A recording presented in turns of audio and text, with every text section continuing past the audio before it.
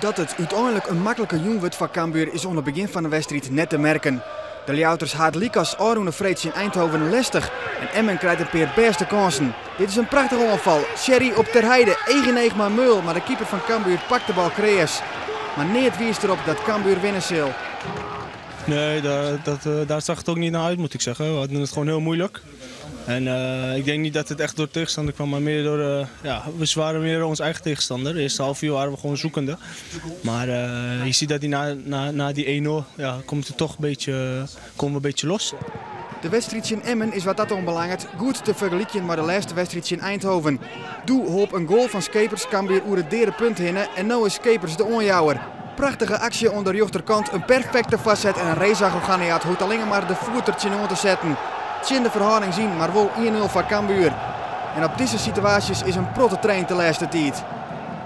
Klopt. Dit is echt iets waar we de hele tijd op trainen. En het is mooi dat het zich nu uitbetaalt. En we moeten dit mooi doorzetten. En in de tweede helft is Cambuur oppermachtig. Hoekskop van Turk op de holf van Van Boksel. En dan is het Reza van dichtbij die de 2-0 maakt.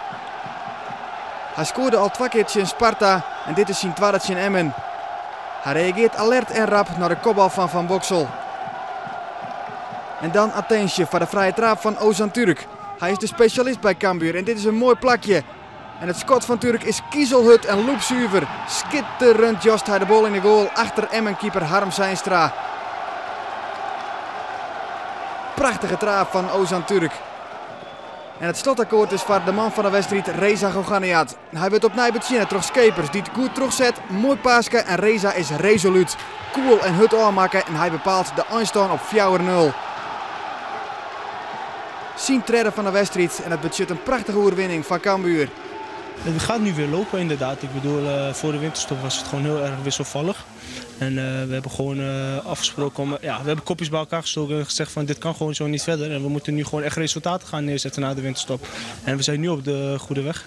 Langzamerhand krijgen we het echte Cambuur te zien. Ik denk dat we daar op een goede weg zijn, ja, inderdaad.